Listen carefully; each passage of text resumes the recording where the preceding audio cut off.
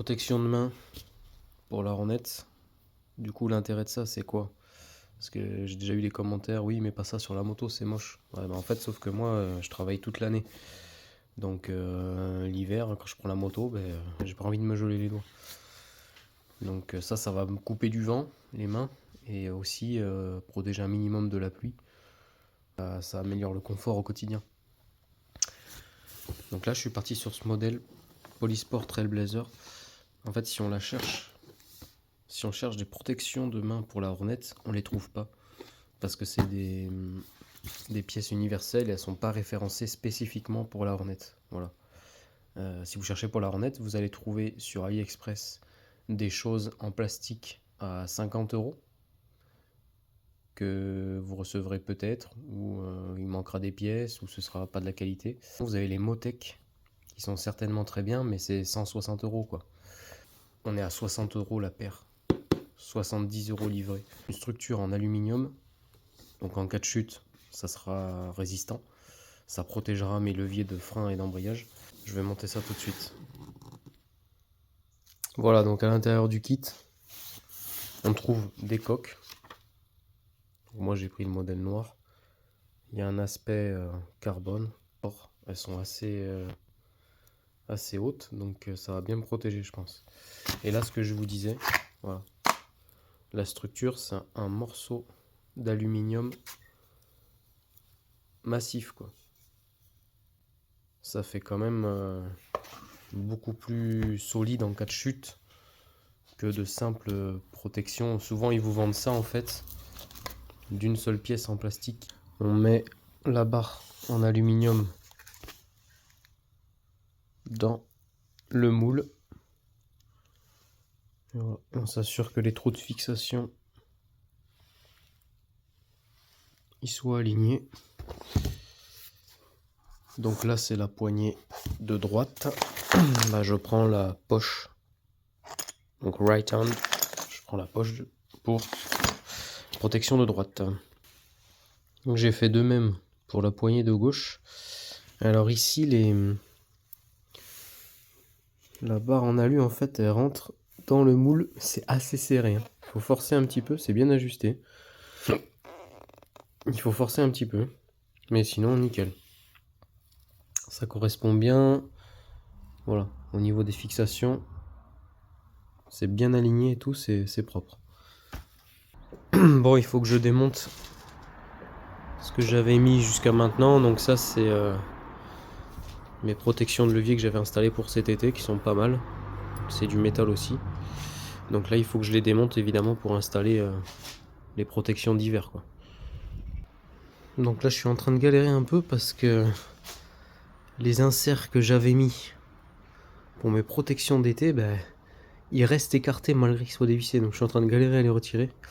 Mais ça vient petit à petit avec une clé, j'y vais doucement. Mais voilà, c'était pas prévu au programme, quoi. Voilà, j'ai galéré. En fait, on peut voir qu'il est resté ouvert, en fait. En fait, il y a un pas de vis. Donc je vais peut-être m'en servir pour monter les nouvelles poignées, je vais voir. Tout est en alu, franchement. Franchement, ouais, ça le fait. Niveau qualité, pour 70 € par rapport à ce que j'ai vu, il y a les Givi à 120 €, les Motec à 160. Là, je suis à 70 €. Alors, par contre, oui, c'est pas prévu spécifiquement pour la Hornet, mais ça va faire le taf, hein.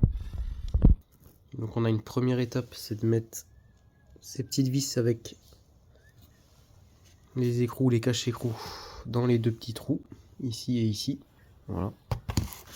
Donc moi, ce que je fais quand je monte de l'équipement sur les motos, après chacun fait ce qu'il veut, mais là il faut bien se douter que si un jour il y a une chute ou quelque chose, je vais casser le plastique. Je vais vouloir du coup changer ma coque en plastique, sauf que la moto aura roulé sous la pluie, voire la neige ou j'en sais rien. Donc forcément ces petites vis là dans ces écrous, ça sera oxydé. Donc là je serai obligé de tout massacrer. Donc ce que je fais moi au montage, voilà, je mets un petit peu de graisse dessus. Voilà, ça ne peut être que bénéfique pour un futur démontage. Bon, j'ai réussi à mettre les deux vis. En fait, l'ajustement il est vraiment très serré. Du coup, on galère à faire correspondre la vis et l'écrou. Du coup, ce que j'ai fait, j'ai commencé par faire prendre celui-là. Et après, j'ai terminé par celui-là, mais c'était pas facile quand même, hein. Mais c'est pas mal, hein. Avec la tête plate et ce crochet. Après, il nous reste la partie insert pour le guidon. Et de quoi fermer en fait tout simplement le crochet ici. Alors, comment ça fonctionne? On a, pour s'adapter à plusieurs tailles de guidon, on a une première pièce ici. Et pour la Hornet, vu que c'est un guidon plus grand, il faut mettre par-dessus l'autre cage. Et ensuite, quand on va serrer en fait le cône ici, il va serrer, serrer, serrer. Il va venir écarter les mâchoires. C'est la bonne taille. Donc elle est bien à ras du guidon. Donc quand on va serrer, ça va bien tenir. Ça, il n'y a pas de souci là-dessus.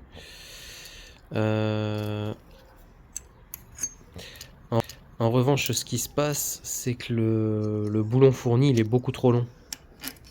Voilà. Là, en fait, vous voyez, le boulon fourni, mais il est long de tout ça, quoi. Et on peut pas aller plus loin, parce qu'au fond, il y a déjà un filetage. Première option, ce serait celui-là. Donc, raccourcir le boulon en mesurant, le couper ici pour le mettre à la bonne taille. Et l'autre option, bah, c'est d'acheter des boulons à tête fraisée. Donc, moi, ça, c'est les boulons à tête fraisée. On peut voir ici de 6 par 60 que j'ai acheté. Donc ça, bien sûr, vous avez compris, c'est pas fourni avec le kit Polysport, mais ça coûte 4 euros. Voilà, 4 euros. Donc la tête ici, elle tombe vraiment pas mal ici, donc c'est pas dégueu. Et après, je vais voir si au niveau de la longueur, je suis bon. Donc voilà, je le fais prendre au fond de la poignée. Donc là, ce qui est au fond de la poignée, c'est pas moi qui l'ai ajouté, hein. C'est d'origine, c'est comme ça. Et on se trouve avec cette longueur là. Donc c'est pas mal parce qu'il faut aussi penser que je vais serrer pour tenir l'ensemble. Donc ça devrait tomber par là. Je pense que ça va le faire. Donc je continue. Donc ensuite, vu qu'on est sur une cage en alu, pour pas bousiller le guidon, vous avez compris, ils vous mettent ici des protections à mettre à l'intérieur comme ça.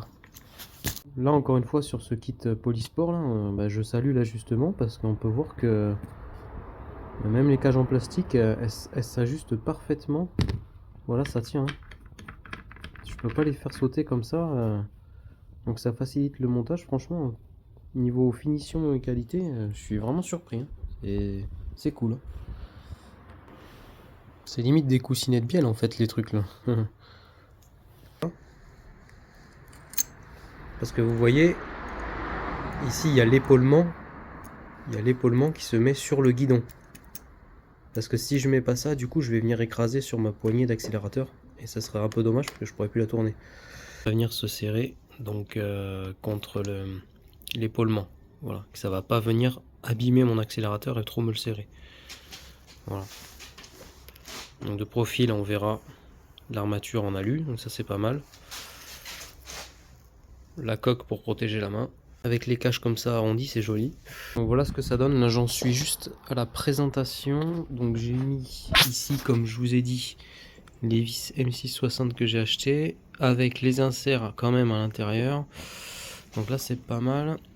Ici j'ai enlevé mon support de téléphone qui me gênait pour pouvoir venir mettre en place le support. Et là par contre je vois que ça touche ici au niveau de la sortie du liquide de frein. Que je vais voir, je vais essayer de défaire là et là pour essayer de faire pivoter l'ensemble et que ça puisse passer comme il faut ici. Donc côté accélérateur, c'est pas aussi évident que ça. Donc je vous montre pourquoi j'ai bavuré un peu. Voilà, j'ai bavuré un peu ces arêtes là qui étaient vives parce qu'elles viennent en contact quand je vais resserrer en fait. La partie en alu ici, elle va venir en contact avec la gaine. Et je voudrais pas qu'avec le temps et les kilomètres, ça vienne me couper les fils. Et après, en fait, ce que je vais faire, je vais placer ce riselant de sorte que ce soit lui qui encaisse le contact avec ma partie en alu. Voilà. Donc là, je suis parti. J'ai fait l'inverse tout à l'heure. En fait, je faisais passer le montant en alu par là. Mais bon, ça gêne au niveau du système de freinage. Donc là, en fait, j'ai fait l'inverse. Je fais passer la fixation par-dessous. Là, je l'ai mis, voilà, je l'ai mis au contact pour avoir le bon alignement. Après, je vais régler ici la hauteur du levier. Voilà. Et je vais finir de rapprocher ici, voir ce que ça donne au niveau de mes fils.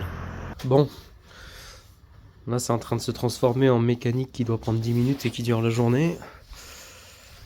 Là, en fait, je vais limer ici pour pas que ça touche la fourche. Et pour bien ajuster, je vais faire ça. Donc là, le fait d'avoir limé, bah, c'est pas mal parce que du coup, j'ai pu, en fait, ce que vous voyez pas, c'est que là, maintenant, j'ai le bout de la poignée qui est vraiment derrière. Donc ce que je pense faire, c'est redémonter et continuer, en fait, parce que c'est vraiment pas mal. C'est vraiment pas mal du tout. Donc je vais continuer, je vais recommencer. Là, en fait, j'ai fait le serrage final ici et ici. Et je vois, il me manque quasiment rien. Donc je vais redémonter quand même une dernière fois. Même si c'est plus long que prévu, c'est pas grave. Là, je suis content aussi parce que du coup, j'ai mis le riselant. Et les fils, ils sont plus en contact. Les fils, ils sont plus en contact avec l'alu, donc ça risque rien. Donc là, je suis content. Là, ça prend forme. Je vois que je vais y arriver, donc c'est cool. C'est cool, ça me met de bonne humeur. Ça me donne envie de redémonter une dernière fois. Voilà, je vais gratter encore un peu de matière ici. Et ça sera vraiment nickel, quoi. Et voilà, ça y est. Je suis arrivé au résultat que je voulais. Donc on a bien le levier qui est caché par l'aluminium. Ici, c'était déjà ok dès le début. Et là, je suis arrivé au résultat que je voulais. Donc ça touche plus la fourche. Il me reste un petit peu ébavuré là. Ici, au niveau des câbles, avec le riselant, les câbles, ils viennent pas toucher. Donc il n'y a pas de risque qu'ils se coupent. Ici, j'ai serré. Et après, il y avait là. Je sais pas si vous voyez ici. Ici, donc, ma protection, elle vient pas en contact avec la durite de frein. Donc là, franchement, là, ça me plaît. Là, c'est serré. Là, ça touche pas. Non, là, c'est parfait. Voilà comment ça rend. Donc c'est vraiment sympa parce qu'en plus, j'avais pas fait gaffe, mais la coque, elle a un aspect carbone qui va très bien avec ici. Voilà, franchement, là, je suis super content. Au niveau du rendu, ce qui est dommage, c'est que je vous ai pas fait de vidéo sur l'installation des feux auxiliaires que j'avais monté il y a un an. C'est un peu long aussi à faire, mais ça vaut le coup. Voilà. C'est bien intégré, bon, la qualité est pas au rendez-vous. Hein. J'ai payé cher pour pas grand chose, mais j'aurais pu faire une vidéo là-dessus. Là, je passe au côté gauche. Mais là, ça me refait comme sur la première poignée. J'arrive pas à rentrer le petit truc. J'essaie de tapoter dessus avec le marteau en caoutchouc, mais bon. Il va falloir que je mette un petit coup de lime là-dedans. Là. Voilà, j'ai réussi. Poignée de gauche montée. Donc j'ai utilisé la petite lime comme ça. Histoire de mettre en place. Après, c'est joli, hein. C'est juste que ouais, c'est vraiment serré. Hein. Côté gauche. Bah, côté gauche, j'ai de nouveau le même problème. C'est-à-dire que si je me mets là. Voilà. Là et là, c'est pas aligné. J'ai aussi le problème de la fourche. Donc je vais voir pour ajuster. En plus, ici, voilà. Ça vient toucher. Donc il faut que je baisse cette partie.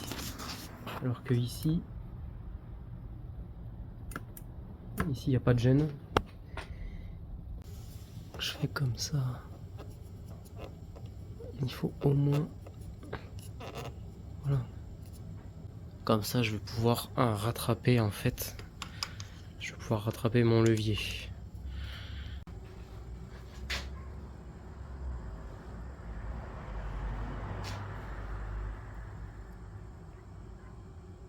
Voilà.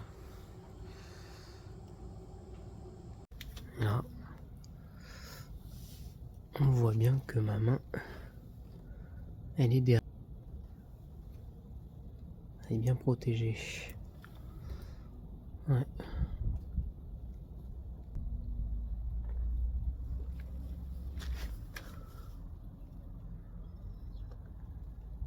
Franchement, niveau finition, il n'y a rien à dire. Pour 70 €, c'est vraiment de la bonne cam. Hein. Par rapport à ce que j'ai vu pour 2 fois le prix,